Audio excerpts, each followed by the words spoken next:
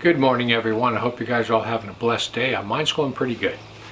Hey, I want to talk to you for just a minute about the dead. You know, those who have already passed on, whether saved or unsaved. But listen, I have a friend of mine. He's a guy that I've known for years, and he's kind of a strange fellow. Real nice guy, but he's kind of scatterbrained a little bit. And I know he suffers a lot from depression. But listen, he went to see a fortune teller recently. I mean, he claims to be a Christian, but he was at some place, I don't know if it was a fair or what it was, but there was a fortune teller booth, and he decided he would just go in there and have her do a reading. He just said he wanted to check it out. And he got a reading, and he told me everything that she said, and none of it's come to pass. It was all bogus. But people, listen, that's a bad idea. Because whenever you go into any fortune teller or anybody, tarot card reader, anything along those lines, there's a very good chance you could pick up a demon and it could cling to you, or at least harass you for a long time. So listen, this person, this friend of mine, he has had the cult around him his whole life. He grew up in a horrible home with a childhood. His mother was an alcoholic, and he had 3 strikes against him starting out. He was homeless for a while, but he's had more paranormal experiences than anybody I know. He can just sit there and tell you of all the paranormal stuff that's ever happened to him. But maybe that's why he felt comfortable going into that fortune teller. I'm not sure. But he actually believes what she told him. He actually believed it, even though he claims to be a Christian. There are several problems with going into any kind of a fortune teller. Number one, anybody that deals in telling fortunes, astrology, you name it, tarot cards, a Ouija board, anything, that person has demonic power. They have demonic power. They're tapping into demonic power.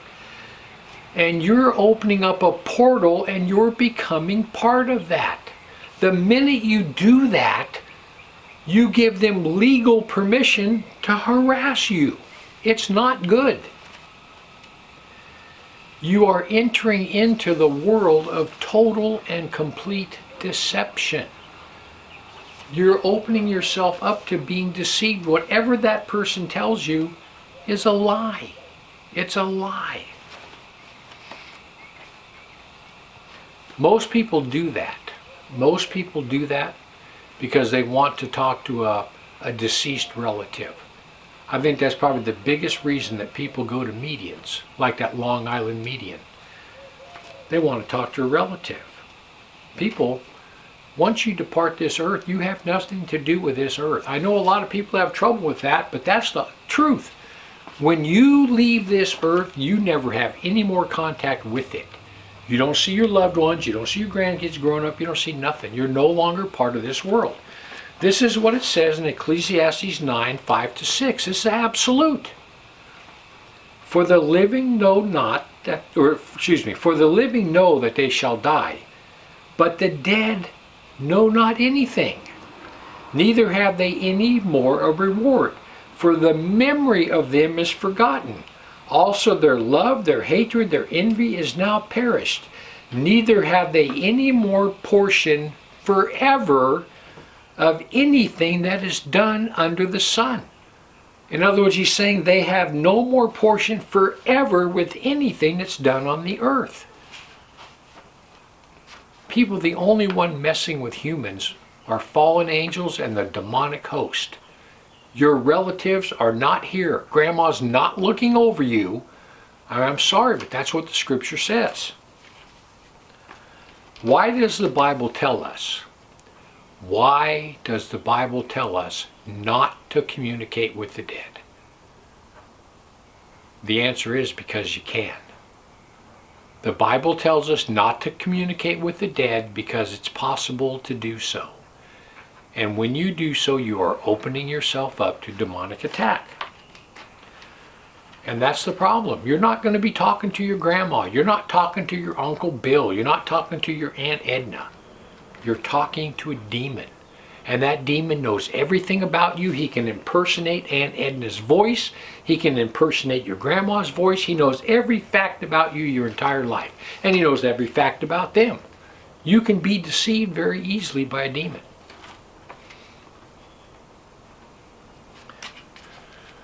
Demonic entities follow families. Demonic entities follow families for hundreds and hundreds of years. And if you have any type of demonic entity following your family, you need to break the chain. Break the chain. And breaking the chain is as simple as whatever is feeding that demonic entity, you got to cut off what's feeding it, whether it be alcohol, no matter what it is, and break the chain.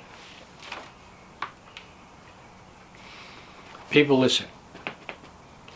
It is very, very important for every born-again believer to keep the portals shut. Keep the portals shut. Your eyes and your ears are your personal portals into your heart. All right? When you go to a fortune teller, when you pick up the newspaper to read a horoscope, anything you do, Ouija board, 8-ball, you name it, any of those things are a portal that a demonic entity can use to gain legal access to you. Keep the portals closed. People, listen. I think one of the biggest portals right now that we use is most likely music, the demonic music that's out there now, and also television. Any kind of demonic entertainment is probably the greatest portal that the demonic host uses to influence Christians in the way they think and the way they act. Keep the portals shut. Anyway, I just want to give you something to think about. Heaven or hell, you choose. Just remember, once you take your last breath,